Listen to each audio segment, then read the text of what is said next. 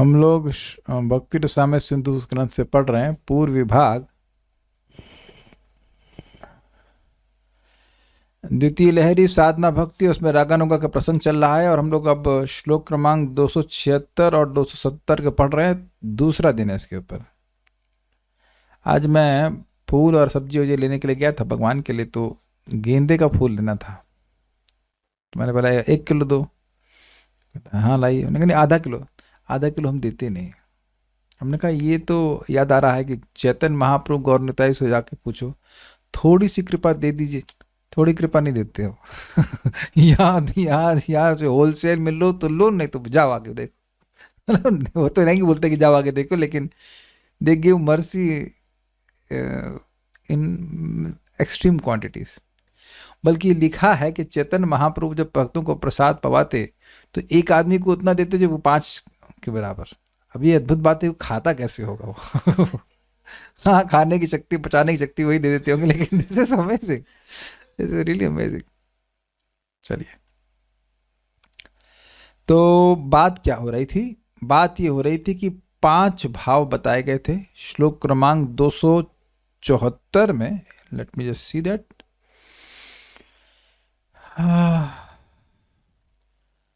274 में थे काम, द्वेष, भय, स्नेह और भक्ति। ठीक है। और नहीं रुक जाइए। और 275 में थे काम, भय, द्वेष, संबंध, स्नेह और भक्ति। तो प्रोसेस ऑफ एलिमिनेशन किया जा रहा है। उसमें काम तो आ गया रागानुगा में, भय और द्वेष इसलिए नहीं आ सकता क्योंकि वो तो भक्ति ही नहीं है, अनुकूल भाव से नहीं कर रहे हैं। और स्नेह इसलिए नहीं क्योंकि वह स्नेह अगर पांडवों के संबंध में कहा जाए तो वह ऐश्वर्य प्रधान हो जा रहा है, या स्नेह को अगर प्रेम कहा जाएगा तो साध्य भक्ति, तो साधना भक्ति के अंतर्गत आएगा नहीं। तो संबंध आया, तो यानी काम और संबंध ये दो ही रागात्मिक होती हैं और उसी का अनुगमन करने वाला रागानुगा। तो यही बात हम यहाँ सुनने वाले हैं। मेरे पीछे बोली, आनुकूल्य विपर्यासाद भीति द्वेषौ पराहतौ। आनुकूल्य विपर्यासाद भीति द्वेषौ पराहतौ। स्नेहस्य सख्यवाचित्वात् वैद्यभक्त्यनुवर्तिता। स्नेहस्य सख्यवाचित्वात् वैद्यभक्त्यनुवर्तिता। थोड़ा दूर से बोलेगा। किं वा प्रेम अभिधायित्वात् न उपयोगत्र साधने। किं वा प्रेम अभिधायित्वात् न उपयोगोऽत्र साधने। भक्त्या वयमिति व्यक्तं वैधि भक्तिरुदीरिता। भक्त्या वयमिति व्यक्तं वैधि भक्तिरुदीरिता। आनुकूल्य विपर्यासात् भीति द्वेषौ पराहतौ। आनुकूल्य विपर्यासाद् भीति द्वेषौ पराहतौ। स्नेहस्य सख्यवाचित्वात् वैद्यभक्त्यनुवर्तिता। स्नेहस्य सख्यवाचित्वात् वैद्यभक्त्यनुवर्तिता। किं वा प्रेम अभिधायित्वात् न उपयोगोऽत्र साधने। किं वा प्रेम अभिधायित्वात् न उपयोगोऽत्र साधने। भक्त्या वयमिति व्यक्तं वैधि भक्तिरुदीरिता। भक्त्या वयमिति व्यक्तं वैधि भक्तिरुदीरिता। पढ़िए इसको, बात पढ़िए। आनुकूल्य के अभाव के कारण भय एवं द्वेष को छोड़ दिया गया है। सबको समझ में आ गया? देखिए भाई, यहाँ कोई ऐसा हमको कोर्स पूरा नहीं करना है, तो आपको समझ में आएगा नहीं तो फिर मेरा क्लास पढ़ाने का कोई मतलब नहीं होता है। तो उम्मीद है कि ये बात एकदम क्लियर समझ में आओगी। एकदम डैम इजी से कहना चाहिए भाई, भय और द्वेष को भक्ति कभी नहीं कह सकते, इसलिए उसको प्रोसेस ऑफ एलिमिनेशन से बाहर कर दिया गया। सबको सुमन माता जी समझ में आ रहा है? भय, भगवान से भय करना भक्ति होता है? नहीं होता है। और द्वेष करना नहीं। तो ये यद्यपि भाई ये भी कुछ इमोशंस हैं जिनसे स्पॉन्टेनियसली व्यक्ति भगवान के लिए कुछ कर रहा है, लेकिन ये स्पॉन्टेनिटी कर कहा जाए, ये जो स्वाभाविकता है वह अनुकूल नहीं है, तो इसलिए भक्ति नहीं है। ठीक है।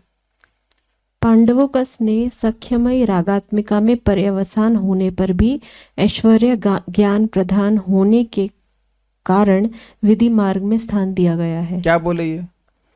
पांडवों का सख्यमय रागात्मिका की तरफ टेंडिंग है, पर फिर भी जब भगवान अपना ऐश्वर्य प्रकट करते हैं तो उनका प्रेम शिथिल हो जाता है, तो इसलिए उनको वैधि भक्ति में रखा है। पूरी तरह से नहीं, वैधि भक्ति में अपर पार्ट में रखा है।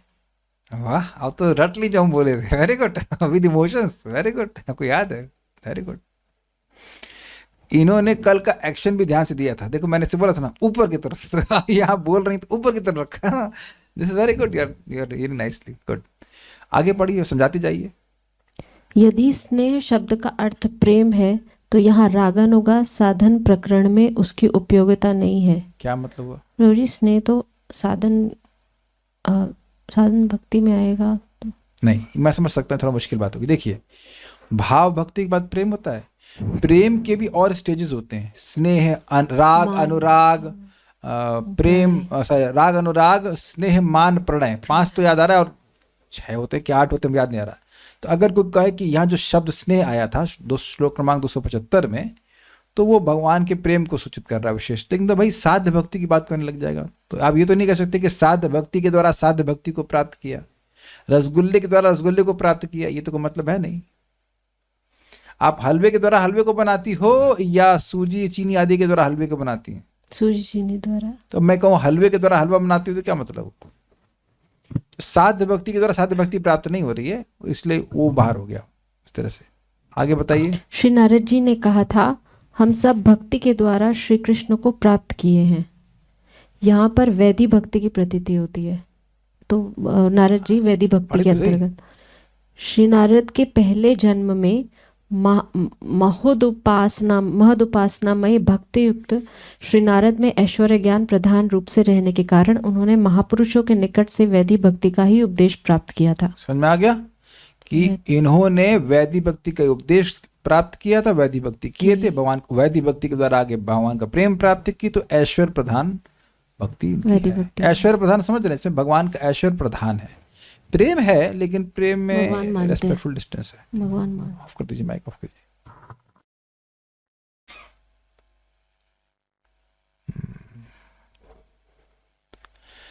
अतएव मनोनिवेश के कारण रूप में उल्लेखित पंचक के मध्य में काम एवं संबंध ही रागात्मिक का स्वरूप है, रागात्मिका का स्वरूप है, अन्य सब नहीं। ठीक है। दुर्गम संगमनी। यद्यपि भागवतीय श्लोक में अनेक अंग प्राप्त होने पर भी काम एवं संबंध 2 अंगों को ही रागात्मिका का उपादान ग्रहण करने का कारण बताते हैं। ये समझे बात? लैंग्वेज हिंदी है शुद्ध, इस बात ही कहना चाहते हैं कि रागात्मिका को बनाने वाले केवल 2 ही अंग हैं, वो है काम और संबंध।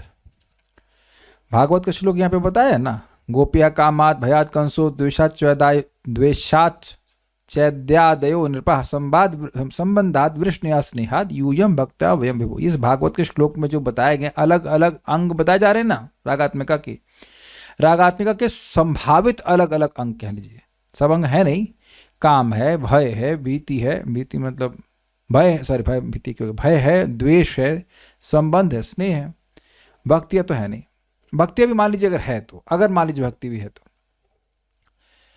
तो कह रहे हैं कि इसमें अनेक अंग होने पर भी केवल दोनों अंग को, यानी कि काम को और संबंध को ही शुद्ध रागात्मिका का उपादान मतलब जिससे वो वस्तु बनती है। जैसे हलवे में क्या क्या चीज़ें होती है, चीनी होती है, सूजी होती है, पानी होता है, इसके उपादान कारण कहलाते हैं। तो ये जो रागात्मिका भक्ति है दो चीज़ों से बनी है, काम से हो सकती है या उसमें उपादान हो सकता है संबंध, तो ना आनुकूल्य विपर्यासाद इत्यादि 2 पद्यों के द्वारा, मतलब ये श्लोक आपने पढ़े हैं उनके द्वारा वह इस बात को समझा रहे हैं कि काम और संबंध ही रागात्मिका का उपादान है। श्री नारद के द्वारा भय और विद्वेष का जो ग्रहण भक्ति में किया गया है वह केवल कैमुत्य को प्रकाश करने के लिए है, कैमुत्तिक न्याय को दिखाते हैं।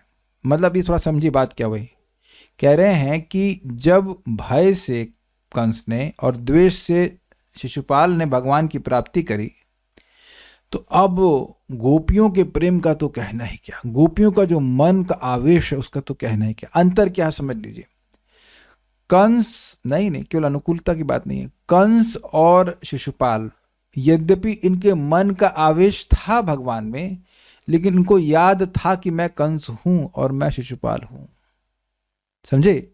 लेकिन गोपियों के प्रेम का इतना आवेश था कि वो खुद भूल जाती हैं कि वो कौन हैं।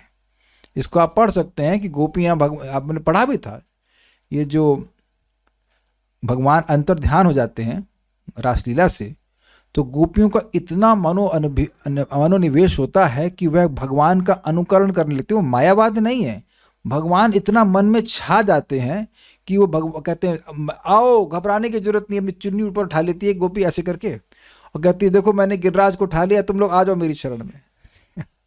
तो वो ऐसा मानने लग, मतलब अभिनिवेश के कारण मानने लग जाती हैं कि वह कृष्ण है। तो इतना तो अब शिशुपाल और कंस को नहीं हो रहा था। आप समझ रहे हैं अंतर। हाँ, तो ये कैमित दिखा रहा है कि जब भय और द्वेष से भी उनका मन का इतना अभिनिवेश कृष्ण में हुआ, उनको सदगति प्राप्त हुई, तो प्रेम से करने का तो कहना ही का ये आशा है नारद जी का। कैमित समझ गए होंगे आप लोग। कहाँ गए हम लोग?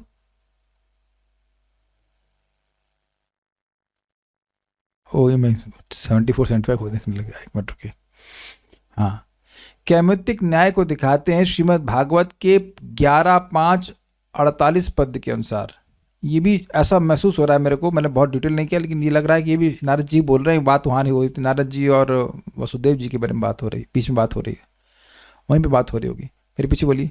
वैरेणायम नृपतयः Shishupal, वैरेणयम नृपतयः Shishupal Shalva पौंड्रादयो गतिविलास विलोकनाद्यैः। वैरेणयं नृपतयः शिशुपालशाल्व पौंड्रादयो गतिविलासविलोकनाद्यैः। ध्यायन्त आकृतधियः शयनासनादौ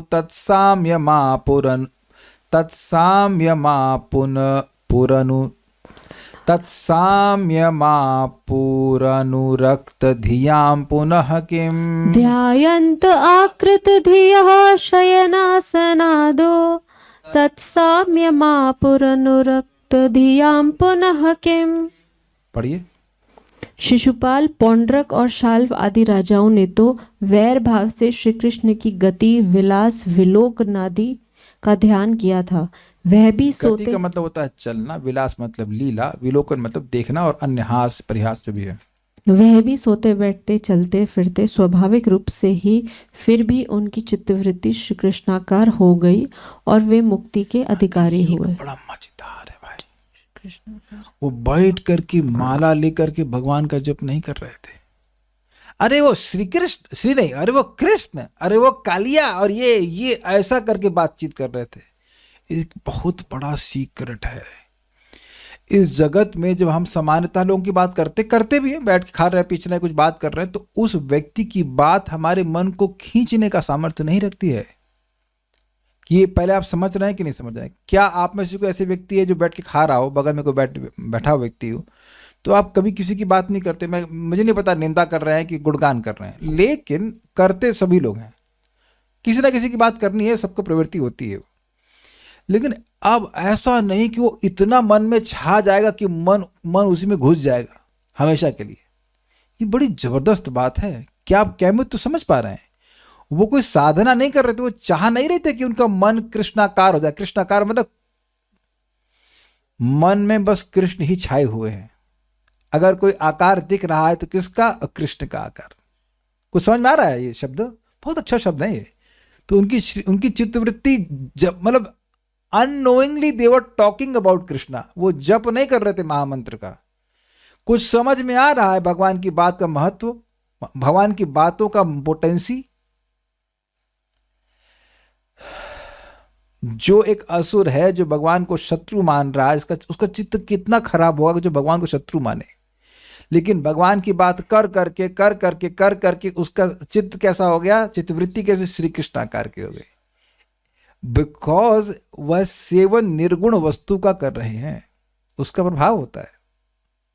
this is very nice, this is very nice. इसीलिए महाप्रभु बोले खाईते सोईते यथा तथा नाम लेते जाइए, नाम लेते जाइए। वो अपना कार्य कर रहा है, अपना कार्य कर रहा है। एक समय आएगा कि चित्त कहीं जाएगा ही नहीं।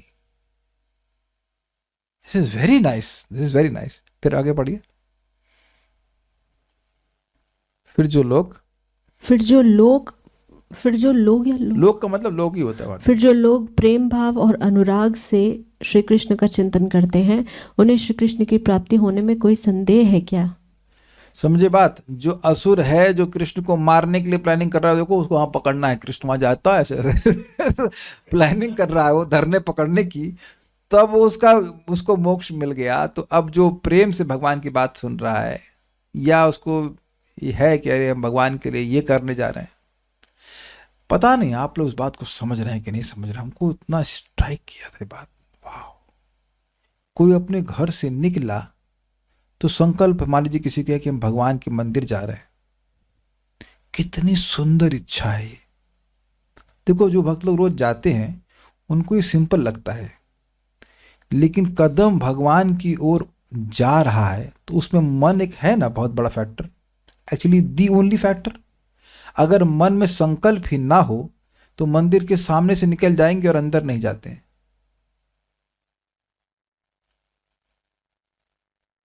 फैक्ट, ये बहुत बड़ी बात है। खुद मेरे संग भी हो जाता है, कभी कभी मैं मंदिर के पास से निकल गया, व्यस्त हूं बोल करके मन अंदर नहीं जाता है,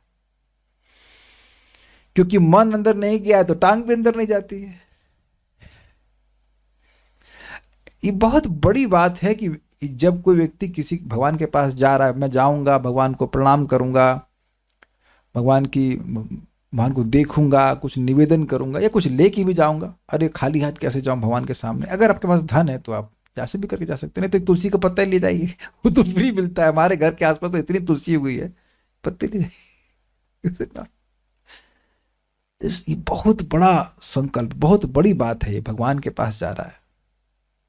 I don't know how much your, देखिए आप लोग जाते ही हैं तो इसलिए आप शायद नहीं समझ पा रहे इस बात को, लेकिन जब मैंने महाराज से इस बात को सुना था अभी अजामिल के प्रसंग में, तब बता रहा हूँ, समझाता हूँ सबको, क्या समझ में आ जाएगा।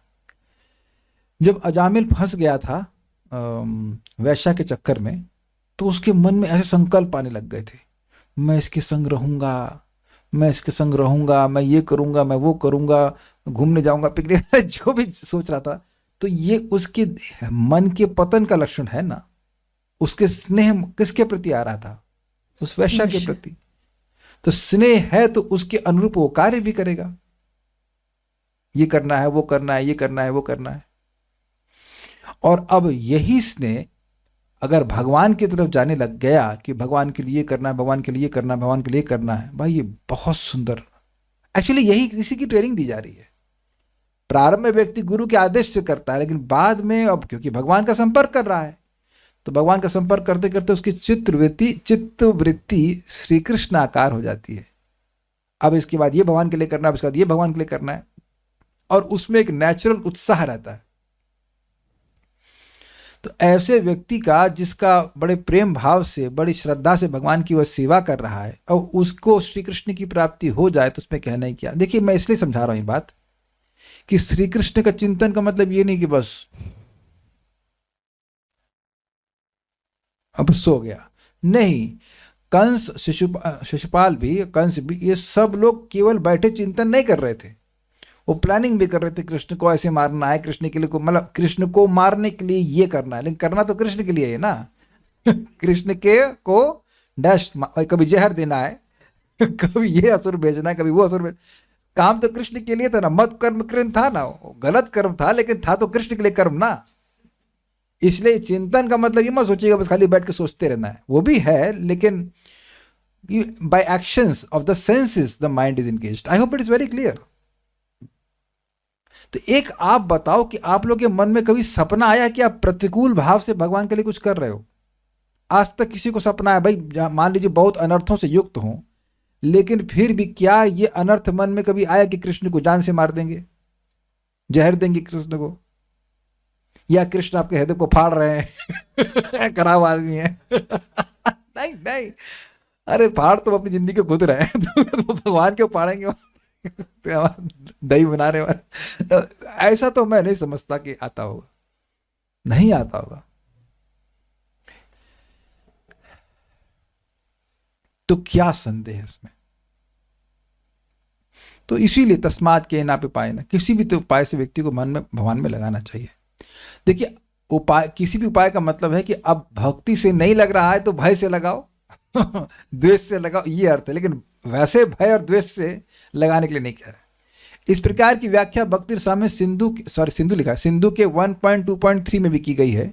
सा भक्ति सप्तम स्कंदे भंगया देवर्षिणोदिता, अर्थात इस साधन भक्ति को देवर्षि नारद ने सप्तम स्कंद भागवत 7.1.26 में विशेष परिपाटी से कहा है। विशेष परिपाटी से इसलिए कहा है, यद्यपि शत्रुता से कोई व्यक्ति भगवान का भजन कर, भगवान में का सेवा कर रहा है, स्मरण कर रहा है, उसको भक्ति नहीं कहा जा सकता है, लेकिन फिर भी उसको इंक्लूड कर रहे हैं। तस्माद् वैरानुबंधेन निर्वैरेण भयेन वा, तस्मात् वैरानुबंधेन निर्वैरेण भयेन वा, स्नेहात् कामेन वा युञ्जात् कथञ्चित् नेक्षते पृथक्, स्नेहात् कामेन वा युञ्जात् कथञ्चिन्नेक्षते पृथक्, कथंचित न इक्षते पृथक। इक्षते मतलब देखते हैं, क्योंकि भगवान इनको अलग अलग नहीं देखते हैं, इसलिए वैर के अनुबंध से, अनुबंध मतलब हट कि भगवान मेरे वैरी हैं, वैरी हैं, वैरी हैं।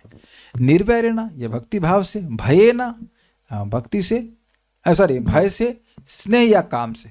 आगे 5 वैर, निर्वैर यानी भक्ति, वैर का मतलब है द्वेष, ठीक है ना। वैर निर्वैर अर्थात भक्ति, भय मतलब भय भीति, माइक ऑफ कीजिएगा, स्नेह तो स्पष्ट है, या काम, इनके द्वारा अपने मन को लगा देना चाहिए, क्योंकि भगवान इनमें अलग अलग भेद नहीं देखते, ऐसा वो बोल रहे हैं। अतएव यदि कोई बद्ध जीव किसी तरह शत्रुता या भक्ति, भय, स्नेह या विषय वासना, मतलब विषय वासना का अर्थ है कि माधुर्य भाव द्वारा, इनमें से सभी या किसी एक के द्वारा अपने मन को भगवान पर केंद्रित करता है। मतलब कोई माने कि हम कृष्ण मेरा शत्रु है और कृष्ण से भयभीत भी हो रहा है, तो दोनों चीज आ गई ना उसमें, या फिर केवल कृष्ण से भयभीत हो रहा है, ऐसे करके, तो परिणाम एक सा मिलता है, क्योंकि अपनी आनंदमय स्थिति के कारण भगवान कभी भी शत्रुता या मित्रता द्वारा प्रभावित नहीं होते। श्रीमद् भागवतम 7.1.26। यह ध्यान रखिएगा कि एक ही परिणाम मिलने का मतलब है कि जो शत्रु हैं वो ब्रह्म सायुज्य को प्राप्त करते हैं, और क्योंकि ब्रह्म ज्योति भगवान से अलग नहीं, तो इसलिए कहते हैं कि एक ही है, और जो भगवान के भक्त हैं, उनको भगवान का वैकुंठ धाम प्राप्त होता है। यहाँ श्री नारद वाक्य से भय द्वेष के भी विहित होने से, इन दोनों के भी भक्ति हो जाने से उत्तमा भक्ति लक्षण में अनुकूलमय शब्द के साथ विरोध होता है। इस आशंका के निराश करने के लिए कहते हैं भंगी क्रम से, अर्थात विशेष रीति से। कहने का मतलब है 1.2.3 ये भक्ति रसामृत सिंधु का ग्रंथ श्लोक है, और ये श्लोक जो है लिखा है रूप गोस्वामी जी ने। भंगी का मतलब होता है एक स्पेशल स्टाइल। उत्तमा भक्ति का स्वरूप था कि अनुकूलेन कृष्णानुशीलनम, तो अनुकूलता से कृष्ण का अनुशीलन करना चाहिए। तो भगवान नारद जी उत्तमा भक्ति का वर्णन कर रहे हैं, लेकिन एक विशेष रीति से कर रहे हैं। विशेष रीति में कैमुत्य लगा है कि भाई जब वैर के अनुबंध से, द्वेष से, भगवान की पूजा करने से वही गति को प्राप्ति होती है, तो अब बताइए कि भक्ति से करेगा तो क्या। तो इसलिए स्वाभाविक सी बात है कि भक्ति को भय और वैर से अलग रख रहे हैं, लेकिन ऐसा लग रहा है कि वैर और भय को भी भक्ति के अंतर्गत रखते रहे। इसलिए एक विशेष रीति से, मतलब जो समझदार है वो समझ लेगा, और जो नहीं समझ पाएगा वो तो नहीं समझ पाएगा। क्या था, जो भय द्वेषादि करने वाले को भी मंगल प्रदान करते हैं, उन परमेश्वर में कौन परम पामर व्यक्ति भक्ति नहीं करेगा। आप समझ में आया भंगी क्रम। जब भय करने वाले और द्वेष करने वाले को भगवान सदगति प्रदान करते हैं, तो जो बुद्धिमान व्यक्ति वो भय करेगा। ये कहने का स्टाइल है। जैसे कि प्रथम स्कंद के प्रथम अध्याय में एक श्लोक आता है, आपन्न संस्कृतिम घोराम यन्नाम विवशो गृणन ततो सद्यः विमुच्यता यद विभेति स्वयं भयम। इस संस्कृति को प्राप्त कोई व्यक्ति विवशता में भी भगवान का नाम लेता है, तो भगवान का नाम उसको भय से मुक्त कर देता है। तो क्या ये बोला जा रहा है कि अनकॉन्शियसली नाम उच्चारण किया जाए? यहाँ ये बोला जा रहा है कि यदि अनकॉन्शियसली भी भगवान का नाम लेता है तो भय से मुक्त हो जाता है, लेकिन आज्ञा नहीं दी जा रही है। कैमुत्य लगाया जा रहा है कि अब सोचो अनकॉन्शियसली ले रहा है तो इतना फायदा होगा, तो अगर कॉन्शियसली लोगे तो क्या फायदा होगा। I think you are getting the point. तो उसी तरह कह रहे हैं कि भगवान इतने दयालु हैं, इतने अच्छे हैं कि कोई भय और द्वेष आदि से भी अपने मन को लगाता है तो उसको मंगल देते हैं। तो अगर प्रेम से लगाएगा तो फिर तो कहना ही क्या। Is it okay? क्या मैं तो समझ में आ गया? ठीक है। भय द्वेष करने का अभिप्राय न होने पर भी भय द्वेष करे, क्योंकि भय द्वेष से भी भगवत प्राप्ति की संभावना है। यानी कि इस परिपाटी से उत्तमा भक्ति का वर्णन श्री नारद जी ने किया है।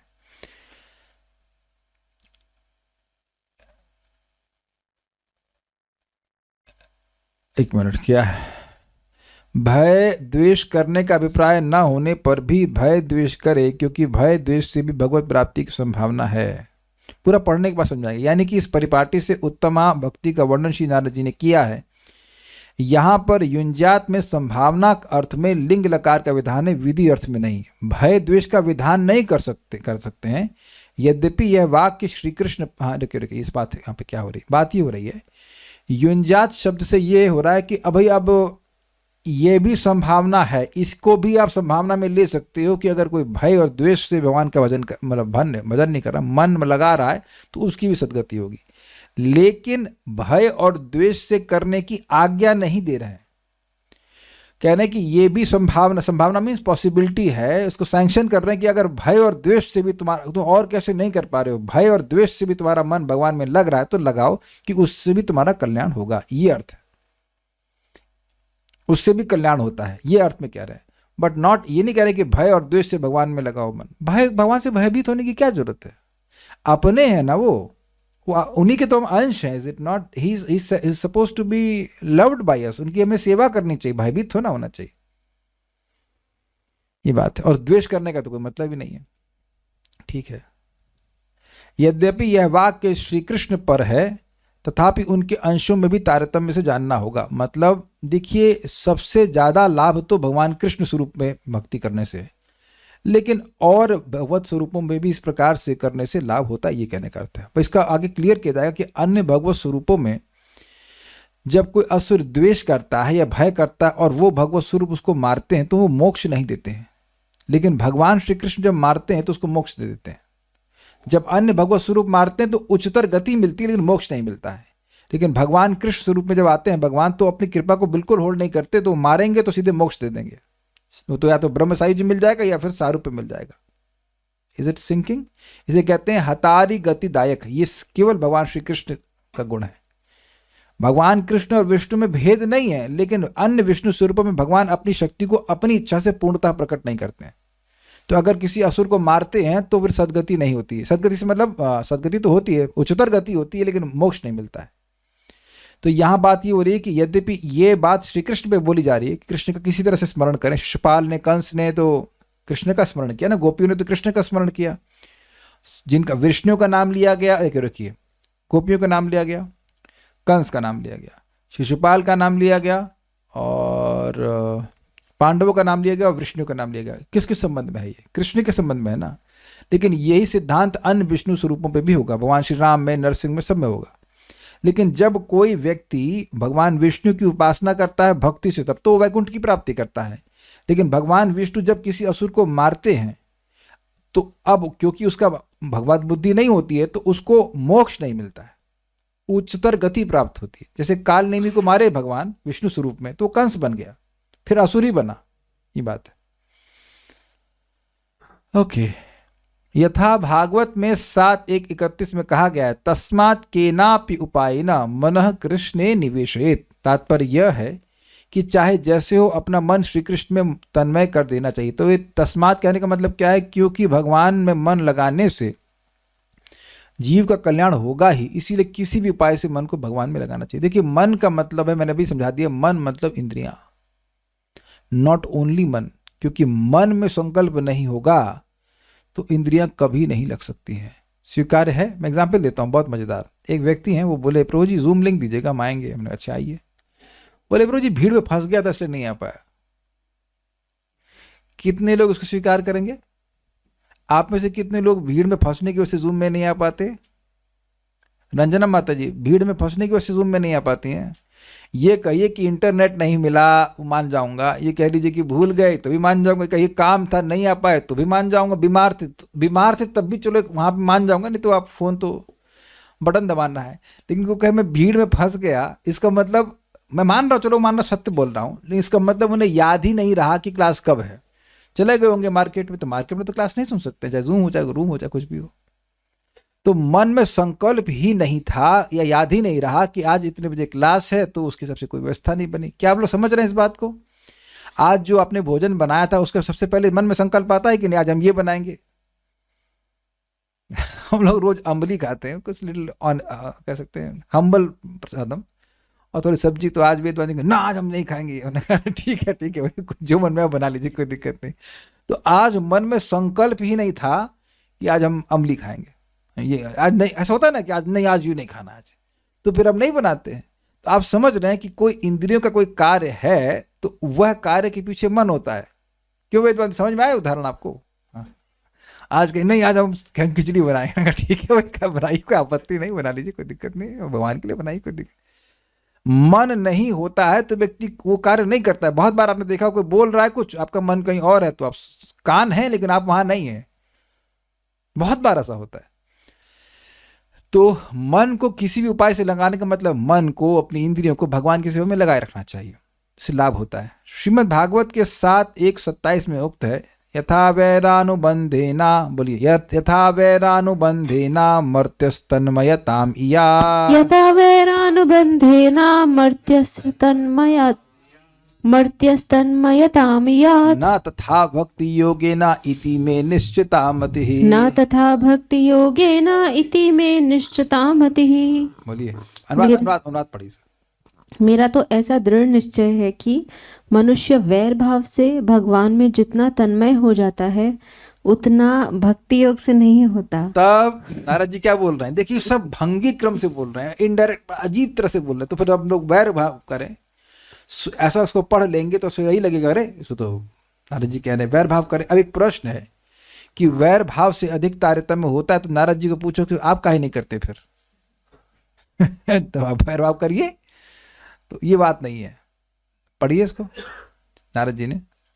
श्री नारद जी ने श्री युधिष्ठिर को उपरोक्त वचन कहे थे, भावमय कामना आदि की अपेक्षा विधिमय के द्वारा चित्त को कृष्ण में आविष्ट करना अत्यंत न्यून है। इसको ध्वनित करने के लिए ही इस प्रकार कहा गया है। समझिए क्यों कह रहे हैं कि भाई शत्रुता से ज्यादा आवेश होता है। भावमय कामना आदि मतलब काम, भय, द्वेष, स्नेह, संबंध, ये मान लीजिए, इनसे जितना आवेश होता है उतना विधि भक्ति से नहीं होता है। इसको ध्वनित करने के लिए कह रहे हैं। इसका अर्थ यह नहीं कि जो भगवान से भय और द्वेष कर रहा है वो विधि भक्ति करने वाले से श्रेष्ठ है। उसका आवेश सहज रूप से बहुत अधिक होता है, इसलिए आवेश की श्रेष्ठता है, लेकिन भाव की श्रेष्ठता नहीं है। ऐसा नहीं कि जो उनको भयभीत है कृष्ण से या उससे द्वेष कर रहा है तो वो कृष्ण को अधिक प्रिय है उस व्यक्ति की तुलना में जो विधि भक्ति कर रहा है या वैधि भक्ति के द्वारा भगवान का प्रेम प्राप्त किया है। समझ में आई बात? केवल आवेश वाले अंश की दृष्टि से अधिकता है, आवेश मीन्स एब्जॉर्प्शन, बट क्वालिटी अच्छी नहीं है।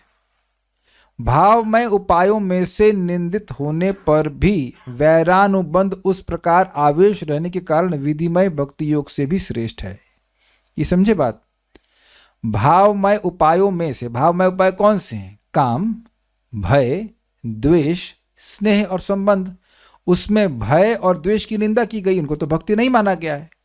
फिर भी जो वैर का अनुबंध है, जिसमें भगवान से द्वेष कर रहा है व्यक्ति या उसे भयभीत है, उसमें जो आवेश है वो बहुत ज्यादा, इसलिए विधिमय भक्ति योग से श्रेष्ठ कहा जा रहा है। मतलब उसमें आवेश बहुत अधिक है। कारण बता रहा हूं, एग्जाम्पल बता रहा हूं। ऐसे अब मैंने पहले बताया था, कंस को हर पीली वस्तु कृष्ण दिखाई पड़ते थे। उसकी पत्नी पीली साड़ी पहन के आएगी तो अरे कृष्ण आ गया, मुझे मार डालेगा, कृष्ण आ जाएगा। तो ऐसा आवेश तो विधि भक्तों को नहीं होता है ना। आप में से हर व्यक्ति जो पीला देखता है वो कृष्ण का स्मरण करता है। By the way I like cream, but no मेरे रूम में पीली रोशनी है, मेरे दीवारें भी काइंड ऑफ पीली हैं, पीलीश यानी क्रीमिश कह लीजिए। तो अब मुझे वो कृष्ण की स्मरण की वजह से क्रीम अच्छा नहीं लगता। क्रीम अच्छा लगता है, that's a different thing, but ऐसा नहीं कि वो क्रीम देखकर या पीला देख करके भगवान का स्मरण हो जाता है। आप लोग को होने लगे ऐसा करके? लेकिन इसका मतलब तो फिर आप तो लोग तो कंस से भी नीचे हम लोग है ना। अरे तो कंस भी नहीं है। तो कंस का आवेश अधिक था, लेकिन ये अर्थ नहीं कि कंस भगवान को अधिक प्रिय था। I think it's very easy. आवेश का आधिक्य है, आवेश का आधिक्य है कि वो बहुत भगवान से भयभीत था, इसलिए वो वहां पे नारद जी ऐसे बोल रहे हैं कि हम तो ये मानते हैं कि उनका आवेश हमसे बहुत अधिक है। स्नेह सख्यवाची है, सख्य का सूचक है। पांडवों का श्री कृष्ण के प्रति स्नेह सख्यमय रागात्मिका में पर्यवसान होता है। इट टेंड्स टुवर्ड्स रागात्मिक। ठीक है, अरे छूट गया, सॉरी। तन्मयता शब्द का अर्थ है आविष्टता। जैसे कामुक व्यक्ति स्त्री में आसक्त होता है, इस प्रकार जानना होगा। तो ये जितने लोग भी हैं भावना से भगवान की भक्ति कर रहे हैं, तो इनका बहुत आवेश होता है, चाहे काम से हो, चाहे द्वेष से हो, चाहे भय से हो, चाहे स्नेह से या संबंध से हो। अब स्नेह क्यों नहीं है रागात्मिक? तो कह रहे हैं स्नेह सख्यवाची है। पांडवों का श्री कृष्ण के प्रति स्नेह सख्यमय रागात्मिका में पर्यवसान होता है। इट कल्मिनेट्स। इस प्रकार व्यवहार सुनने में आता है। मतलब वो वैदिक भक्ति में एग्जैक्टली तो नहीं कह सकते हैं उनको, तथापि ऐश्वर्य ज्ञान प्रधान होने के कारण विधि मार्ग में ही उसका प्राधान्य है। शुद्ध रागानुगा में उसका उपयोग नहीं होता है। तो अगर स्नेह को आप साधना के अर्थ में ले रहे हैं, तो साधना में भी स्नेह सख्यवाची है, और वो शुद्ध रागानुगा में क्यों नहीं है? क्योंकि उसमें ऐश्वर्य का प्रधान है। ठीक है, अच्छा।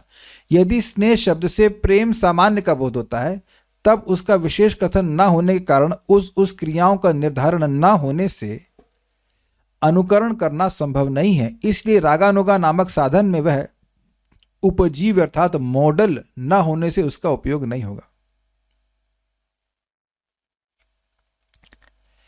पॉइंट यह है कि अगर जो भगवान के प्रेम के बाद की स्थिति होती है, प्रेम के बाद होता है राग, अनुराग, स्नेह, मान, प्रणय, तो अब अगर स्नेह उस प्रेमावस्था को सूचित कर रहा है, तो वो तो साध्य भक्ति है। तो उसका साधन भक्ति में, साधना भक्ति के प्रकरण में क्या मतलब हुआ?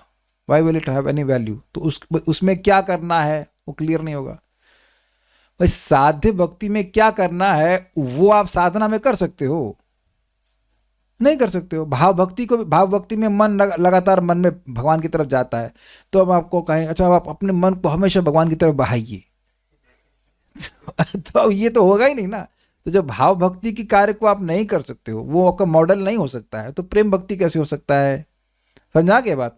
तो इसलिए ये स्नेह शब्द जो है यहाँ पे प्रेम भक्ति को सूचित नहीं कर रहा है, इसलिए इसको भी नहीं स्वीकार कर सकते शुद्ध रागानुगा में। अच्छा, स्नेह शब्द से प्रेम विशेष का ग्रहण होने पर संबंध रूपा में ही वह पर्यवसित हो जाएगा, ऐसा कहने पर पुनरुक्त होगा। मतलब आपने सुना था इस श्लोक में संबंधाद वृष्णया स्नेहा, तो अगर स्नेह एक प्रेम विशेष को सूचित करता है तो वो संबंध, जो संबंध है ना, जैसे नंद महाराज का संबंध है पिता का, और श्रीदामा का संबंध है सखा का। तो अगर स्नेह को केवल सख्य न रख करके कहें कि भाई विशेष प्रेम है, विशेष सबका प्रेम हुआ ना, तो संबंध और स्नेह तो एक ही बात हो जाएगी फिर। तो फिर अलग से रखने का क्या मतलब हुआ? तो पुनरुक्ति का दोष हो जाएगा। तो अब आगे क्या कहते हैं देखिए, गोप्य कामाद भयात कंसो द्वेषा चैदादयो। मैं क्या कर रहा हूँ, कंफ्यूज हो रहा हूँ, आई एम सॉरी। वापस 276 नहीं, सही बोल रहा हूँ ना? हाँ सही तो है, ये यहाँ सही था। गोप्य कामाद भयात कंसो द्वेषा चैदादयो नृपः संबंधाद वृष्णया स्नेहाद यूयम भक्त्या वयम विभो। तो संबंधाद और स्नेह अलग अलग हैं, ये एक साथ नहीं, मतलब एक ही अर्थ में नहीं ले रहे हैं। ठीक है, अब कह रहे हैं वयम भक्त्या, इस प्रकार कथन पारिशेष्य प्रमाण से यानी प्रोसेस ऑफ एलिमिनेशन से वैदिक भक्ति में परिवर्तित होता है, क्योंकि रागात्मिका काम और संबंध स्नेह से मिश्रित वैदिक भक्ति पांडवों की तथा द्वेष और भय को भक्ति मानने से अस्वीकार करने के बाद जो भक्ति शेष रहती है वही यह भक्ति है। भाई काम और संबंध क्या होगा? रागात्मिक। स्नेह जो है मिश्रित वैदिक भक्ति है, वो रागात्मिक भी है और वैदिक भक्ति भी है। द्वेष और भय भक्ति है नहीं, तो वयम भक्त्या में भक्ति कौन सी बची फिर? वैदिक भक्ति। और वैसे भी नारद जी के द्वारा बोली जा रही कि हम लोग प्राप्ति की भगवान को, तो वो तो ना वैदिक भक्त है इसलिए। और इसे वैदिक भक्ति इसलिए भी माना जाता है क्योंकि श्री नारद में जो वैदिक भक्ति रही वह पूर्व जन्म में महद उपासना का फल है, स्पष्ट है। फिर कह रहे हैं कामा द्वेषाद भयात स्नेहाद, यथा भक्तेश्वरे मनः आवेश तदहगम हित्वा बहवस्तद्गतिम गताः। काम, द्वेष, भय, स्नेह भक्ति पूर्व पद में यानी 274 में 5 संख्यक होने पर भी 6 संख्यक रूप से व्याख्या श्री स्वामी पाद के अनुरोध से है। इसमें है ना 5, काम है, द्वेष है, भय है, स्नेह है और भक्ति है, तो ये 5 होने चाहिए।